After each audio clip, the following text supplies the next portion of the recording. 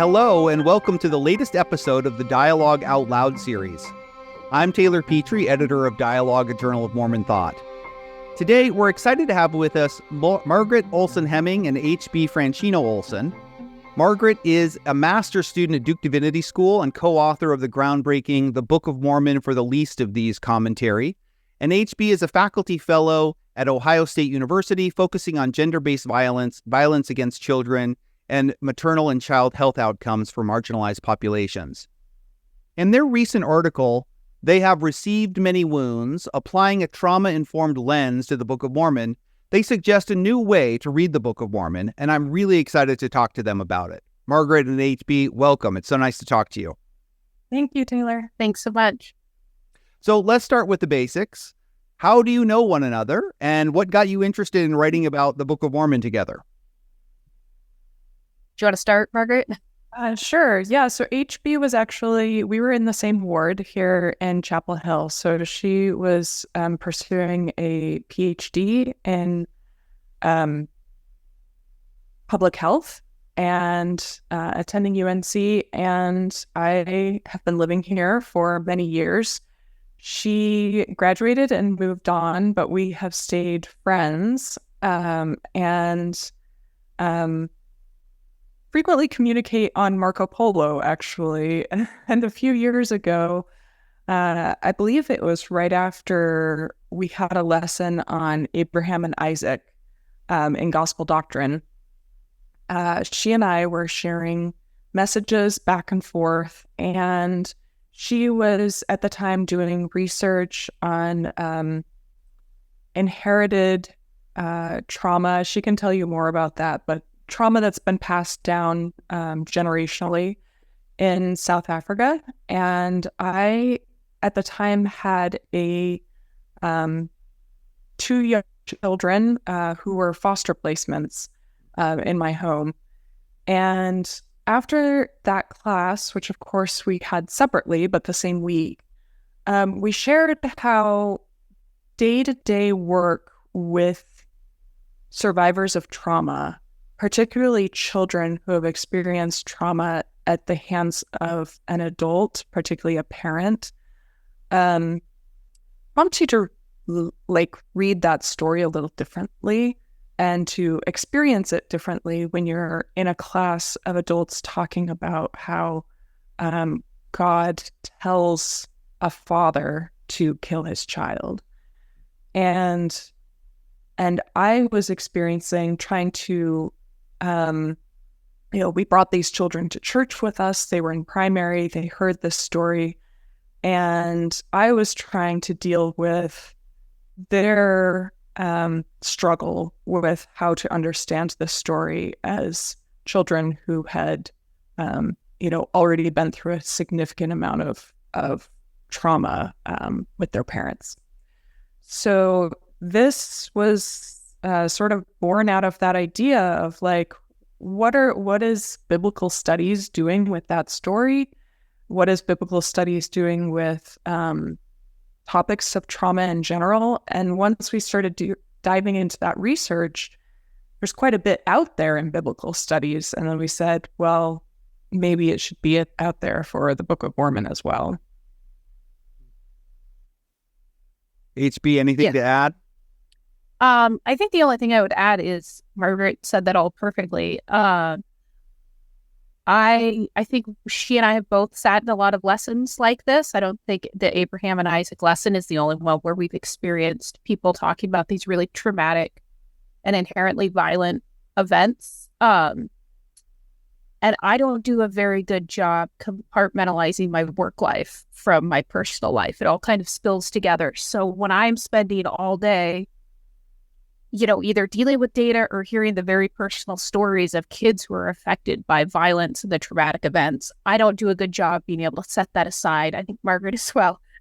Being able to set that aside and then go to these lessons where we hear people be really dismissive of traumatic or violent events happening in the scriptures, or really seek to rationalize that.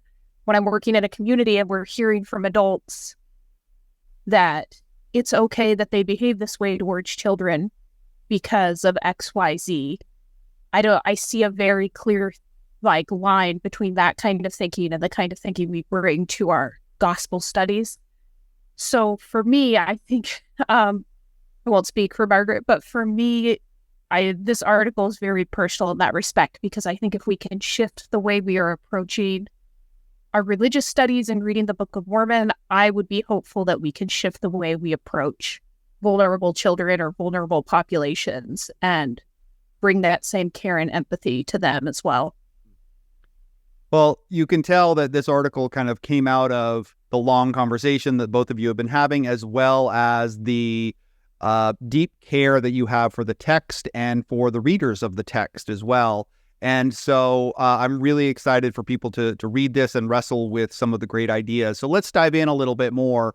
You're suggesting that a trauma-informed hermeneutic or interpretive lens is a way that we can start to read the Book of Mormon. Before we get into any specifics here, can you define trauma a little bit more? It is a term that kind of just comes up in pop culture, but I think you're trying to apply a little bit more rigorous meaning to it here too.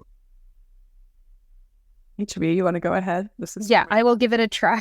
I'm not a clinician, but my work does inherently deal with trauma in talking about violence. So trauma, the word trauma inherently means wound. That's what it's speaking to. And I think we're very comfortable with thinking about trauma as like physical traumas. A gunshot wound is a physical trauma that the body would suffer. And so when we're applying it to the text, we're thinking, and we explicitly say it in the article, we are approaching it thinking about psychological trauma. So what are the harms and the wounds that individuals or families or entire cultures carry from harmful events, and how does that shape behavior and action? Is the approach that we brought to the article. So you mentioned, I think, Margaret, you're the first one to mention this, that this trauma-informed hermeneutic is actually something that comes out of biblical studies as a kind of parallel to your work.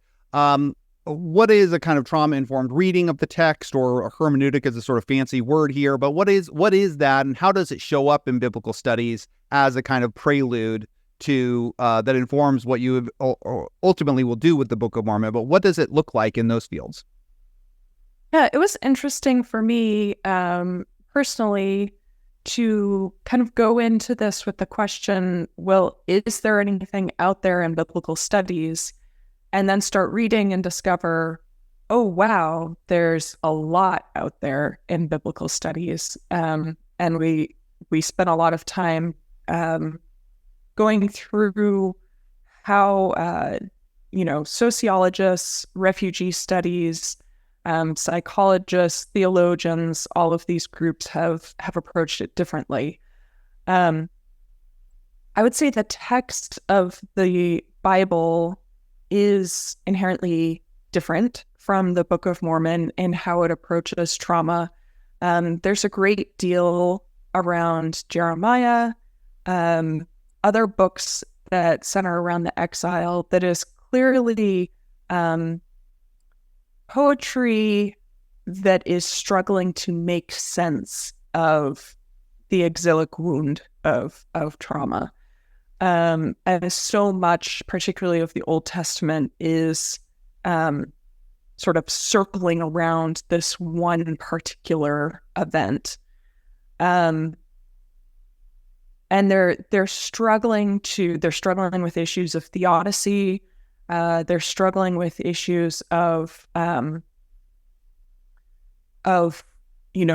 where is God now? Does God still exist? Who is at fault for this catastrophe? In the Book of Mormon, there isn't a singular event that you can say, this is traumatic for this people. Instead, it's a book that is a series of probably smaller events.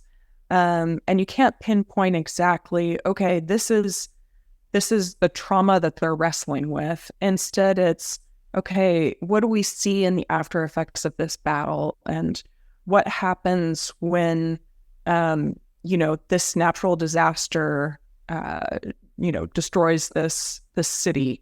But you see a lot of the same questions, whereas God does Does God still exist? Do we still have this relationship with God? Who are we as a people? Does our faith, should our faith as a community still exist? You see, I'm struggling with many of the same issues. So it sounds like one of the things that trauma studies is doing is inviting us not only to look at the traumatic events that the peoples of the Bible are dealing with, but also to better understand them by looking at the sociological, psychological, cultural studies of contemporary populations that have experienced trauma as well, to kind of help us to better make sense of what's going on in the biblical text. Is that an accurate representation? Yeah, I would say so. Hold on. I'm going to pause this to get my dog away. Okay. While Margaret does that, I'll give her more credit than she's giving herself. She said we looked at a lot of like biblical study stuff. She read all of those. So that was very much the scriptorian Margaret really digging into it. So yeah, she did a ton of work to really try to understand where the biblical studies field is on this. Sorry, I assume we can edit that out, right? Yeah, no problem. Yeah. No problem. Go ahead. And we'll keep what HB said in there too while you were stepping away. It's great. Oh, sorry. She probably said something brilliant. Yeah, I did. I was complimenting you. So Okay, so you're asking about not only how the people are processing it in the ancient record, but also how people are processing the text today. Is that right? In part the text today, but also to understand not even readers of the text, but just to better understand how populations, how individuals respond to trauma in order for us to see parallels in the text as well, right? So if we understand the psychological responses that people have to trauma, we can deduce those from the scriptural text as they were experiencing this, right? Yeah, so one good example that we talk a little bit about in the article and that biblical studies has really focused on is the question of why does the exile happen? Why is Israel conquered? And how the text ends up answering that question is it's because we weren't faithful enough. So that raises a lot of interesting questions. Does God empower Babylon to conquer Israel? Does God let Babylon conquer Israel? Does God want Babylon to conquer Israel as kind of a punishment to the people? There's a lot of interesting questions that come from that. If you're looking at it from a trauma-informed lens, it's a slightly different set of questions. You're looking more at why would that be the answer for the people? Is that what God wants? Did God want all these people to die and be removed from their homes? What is the psychological response for a people if they have been conquered and their entire world has gone into chaos? How do you reorganize that chaos? How do you make it make sense again? And the easiest way to make it make sense again is to say, God wasn't conquered. This is what God wanted. For readers with trauma today, we see a lot of the same patterns of behavior of trying to reorganize the world in a way that feels non-chaotic. So on a personal level, I see children all the time saying, well, it's my fault that my father hit me. It's my fault that this terrible thing happened to me. Because it's too scary to say that the world is that chaotic, that bad things just simply happen to people, and that God may not be in charge of it. So yeah, I think we see the same response on both macro and micro levels. Yeah. And building on that, you see people working through trauma today in a way where they're talking about acceptance, but it's more resignation. Like, this couldn't have been stopped or this couldn't have been avoided. I think those same themes come up in what Margaret is talking about, that what gets contextualized or spoken about as acceptance, or even sometimes healing from a traumatic event is more, it's more just kind of needing to feel like there was no possible way for this event to be avoided in order to avoid the cognitive strain of the harder thing to think about, as she said, that the world is chaotic, or that sometimes bad things just happen and we can't stop them. Right. There's a way of maybe reclaiming some agency in it all, too, right? So, given that the exile from Jerusalem to Babylon is such a central element of biblical studies, it seems actually weird that scholars have not made a bigger connection to the Book of Mormon, which begins with the Babylonian exile, the story there. And that sort of is where you start as well with Nephi. So that's the first example that you give. Can you talk to us a little bit about what a trauma-informed reading of Nephi's story brings that we hadn't seen before? I can. We'll start there and Margaret can chime in. So I think I will say that writing this article was perhaps the closest that I ever felt to Nephi, because I finally felt like I could connect with him as an individual, rather than as, I don't know, a stereotype or somebody fulfilling a certain role. I felt like I understood who he was in the text more, because Nephi's life, and we make this point in the article because we're giving the example of Nephi's life as a series of individual traumas. Nephi's life is punctuated with these horrific stories of violence. In a lot of cases, he's the victim of those violent events. And in a couple cases, he's the perpetrator. He is causing the violence. So just the example that has stood out to me the most is we go from he and his brothers going back to Jerusalem to get the brass plates, and he suffers this severe physical abuse from Laban and Lemuel. Like, the fact that they were beating him with an object, in terms of like conceptualizing that violence in my field, would be this is extremely severe violence. This is life-threatening. And only after it really escalates to that severe level does he get the intervention from an angel. And then he leaves that event and finds Laban passed out, and is told, his telling of the story is that he is told to kill Laban and then go and get the brass plates. And I just, for the first time, saw this. This is, you can see my field coming out in how I'm talking about it. For the first time, I saw this very sad, wounded youth who went from being very physically victimized to then needing to perpetrate a physical victimization. And how did that event shape the rest of his life? I don't have a clear answer on that, but I cannot imagine what it would feel like to go from nearly being killed to then thinking that you receive a prompting to kill somebody. And how, like, that just seems like such a life-defining event. And we can kind of see it in how he talks moving forward about the people of Jerusalem, about his brothers Laban and Lemuel, about how he interprets and responds to these other violent events that happen, in how he's teaching his family and the way he's talking about the gospel. I think those are two initial events, and then others compounded on top of it that were really harmful and were really traumatic. And even if Nephi isn't talking about them that way, a trauma-informed lens allows us to, at least for me, it allows me to approach the text with a lot more empathy for the things he's carrying, and to not just take the declarations he's making at face value, but to understand how those are informed by those violent experiences.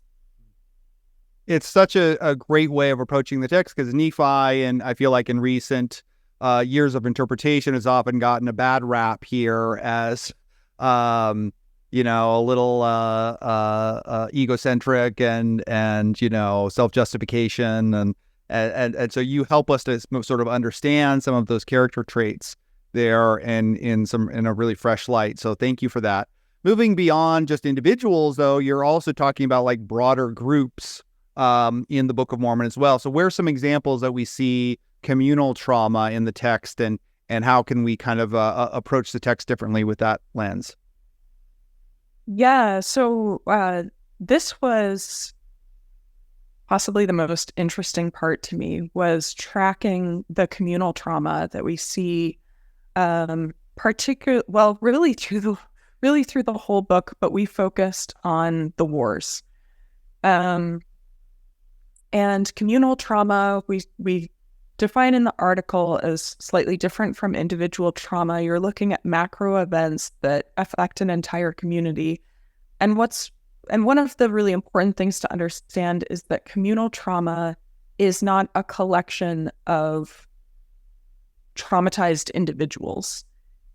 Trauma that affects an entire community, such as a pandemic, a war, a natural disaster, these things tear at the fabric of society itself. So it's not just siloed off people who are hurting. It's looking at how the organism as a whole has been damaged by the event. And those things are the communal trauma is very hard to repair, because you're trying to repair it with individuals who have experienced, individual trauma. So one of the things we talk about is broken spiritedness. And we give the example in modern times of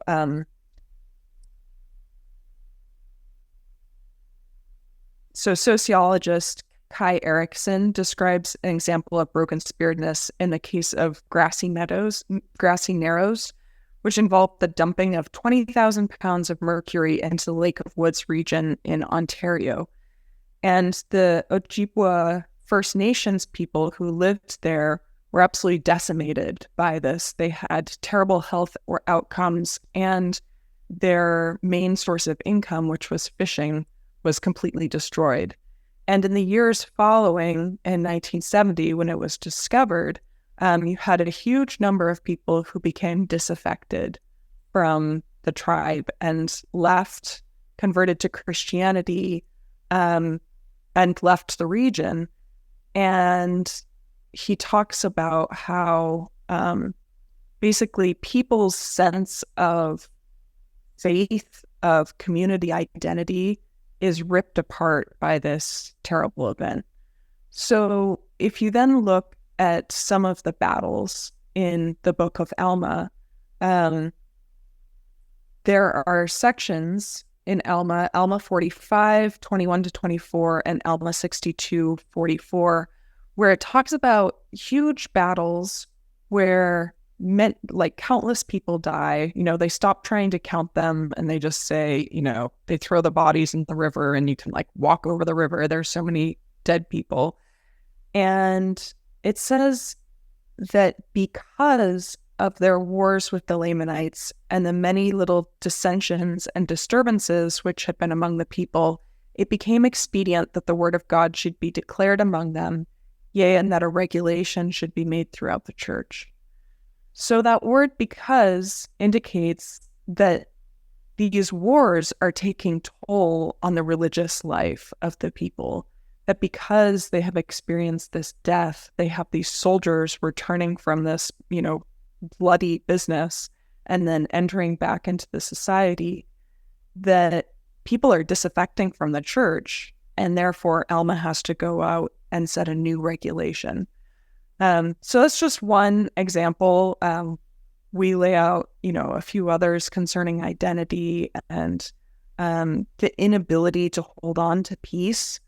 But I think what you see is the text telling us that violence and faith are deeply interrelated. And that perhaps, my take on this is that I think this is one of the important reasons for why all of this violence is included in Scripture, because God is telling us violence is not only a physical concern. It's also a spiritual concern and a community concern. You connect another category here of survival literature to this approach. Can you talk a little bit about what survival literature is and how you see parts of the Book of Mormon fitting into that category? Yeah, Margaret, you take this one. Okay. Yeah, so survival literature, it's a category of literature that is produced in the aftermath of a catastrophe. And one of the signature markers of survival literature is that it is struggling to describe the indescribable. So trauma is inherently not something that people can put into words. And it is actually the work of narrating it into a larger life story and putting that experience into words that is the primary way that in our culture we process trauma and we heal from it. So survival literature can be hard to understand or even identify because the people are at a loss of words for what to say about it. So there's this kind of important paradox in it, because there is an unknowability about trauma, even as people are trying to put it into words. So we identified a couple of places that we see people trying to talk about trauma, even if they cannot directly articulate it. So these are just, some of the places that we pointed out. So for instance, Jacob, at the end of his book, says, "I conclude this record declaring that I have written according to the best of my knowledge by saying that the time passed away with us, and also our lives passed away like as it were unto us a dream, we being a lonesome and a solemn people, wanderers cast out from Jerusalem, born in tribulation, in a wilderness, and hated of our brethren, which caused wars and contentions, wherefore we did mourn out our days." That's Jacob 7:26. So you can see him trying to place all of the terrible things that happened to him in his life, being born in the wilderness, being hated by his brothers, experiencing all of these wars. And what he does is say, use this sort of metaphorical language. Our lives passed away like it was a dream. What is he trying to say there? He's saying, to us, he's saying he can't even put into words how the grief that he's experiencing and that there are things in his memory that are still not quite put into the narrative, not quite healed from, not quite something that he can articulate. Yeah, there seems to be almost a disassociation that he's experiencing in those moments there. So yeah. One of the things that's so interesting about this is, of course, how we can better understand some of the characters in the text and maybe some of the episodes, the moments, and some of the ways that they're describing it, sort of the way that they're describing their experiences sort of through these experiences.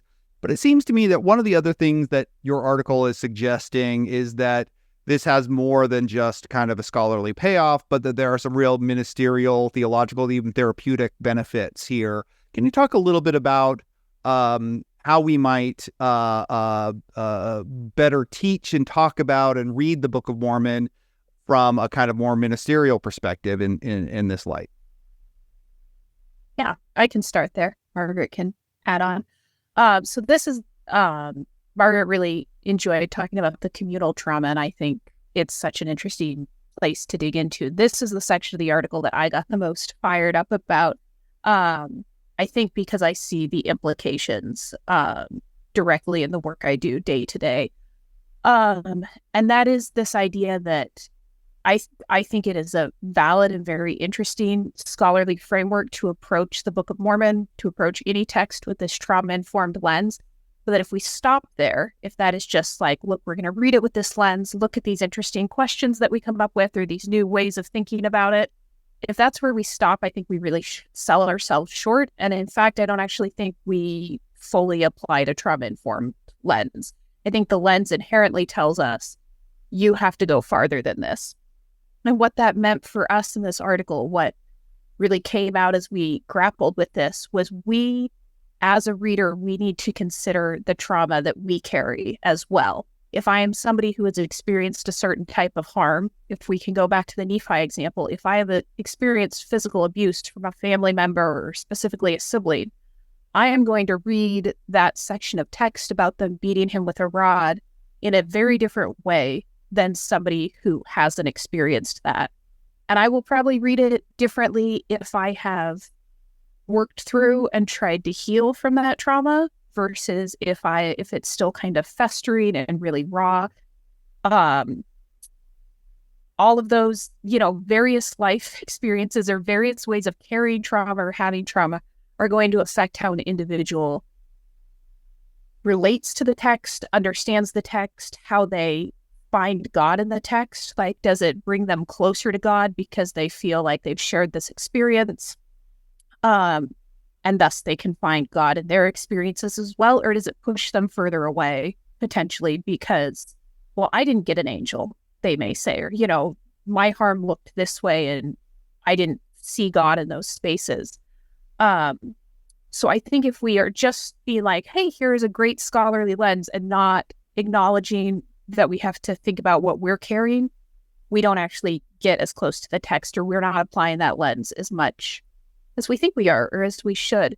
And then to add to that, we made the point of saying, the way I thought about it is essentially, if you're going to do a trauma-informed reading of the Book of Mormon, you have to think of three loci. You have to think about the trauma that's in the text, from the speaker, from the group, from the editor. You have to think about the trauma that you as a reader are carrying. And then because we do, speaking of the ministerial elements, because we do so much public teaching in our meeting houses, whether that's in a talk over the pulpit or just in a classroom, we are often talking about these stories and talking about how to make sense of these stories. And a trauma-informed lens really requires us to be considerate, be mindful, be really, really sensitive to the diverse trauma that people could be holding in the room. I think this goes back to the story that we opened with. If we are talking about some of these stories in the Book of Mormon and we are not considering that somebody in the room could have had an experience like that, if we are talking about a case where a parent was really violent, in the case of Abraham and Isaac, and the adults in the room are downplaying or seeking to justify that, how does that affect somebody who experienced that kind of violence from a parent? What does that tell them about God and how they should approach God, or how they should trust and rely on God? Or if we have these stories where in the Book of Mormon where it's very clear that sexual assault happened, and we know the statistics for sexual assault, we know that 1 in 5 people in a room have likely experienced some form of that violence. How is it affecting them, and how is it affecting their spiritual path to have a group of people not be sensitive to that, and not try to approach the text with empathy and an understanding for that, but instead seek reasons why this wasn't assault, or this is what God wanted, or, the various other rationalizations that come up when we talk about sexual violence. And so that was the part that I felt was a really important case to make. And I hope sincerely that it's the part that people carry with them weekly when they're thinking about the Book of Mormon and applying this lens, that beyond just considering what Nephi went through, or even what you went through as a reader, what else could people be holding in that room? And how does that change how we talk about it? Questions we ask, the various ways that we grapple with the text. HB, Margaret. Oh, go ahead. Oh, yeah. Oh, I just wanted to add to that. This isn't sort of us just coming up with this idea. Again, turning to biblical studies, this has been well-worn path of using particularly the Old Testament in these ways. And these scholars, theologians, ministers, finding that it turns scripture into an incredibly effective form of healing and comfort for survivors. Thank you both for talking with us about this today. And it's just such a pleasure to learn more about the research and the passion that you both bring to this project. We hope that our listeners have enjoyed the conversation and have learned something new. If you'd like to learn more, check out Margaret Olsen-Hemming and HB Franchino-Olsen. They have received many wounds, applying a trauma-informed lens to the Book of Mormon in the summer 2024 issue of Dialogue, and explore other resources on this topic there as well. To our listeners, thank you for joining us today. If you enjoyed the episode, please share it with your friends and colleagues, and don't forget to leave us a review or get in touch with any comments or questions. We hope that you'll tune in for future episodes of our podcast. Please subscribe and rate the show, and be sure to check out the whole range of shows in the Dialogue Podcast Network. Thanks.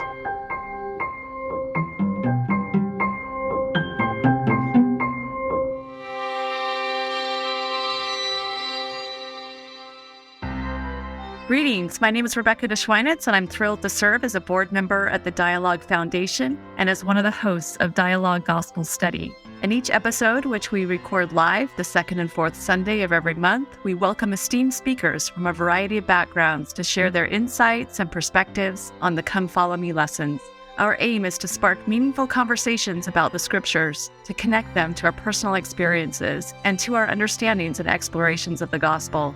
To stay in the loop with our upcoming lessons and this opportunity to engage with Mormon thought, culture, and belief, be sure to visit dialoguejournal.com and sign up for our newsletter. By doing so, you'll receive updates and timely links to join our live stream lessons. Additionally, you can catch up on our past guests and episodes by subscribing to Dialogue Journal on YouTube, Facebook, or wherever you listen to podcasts.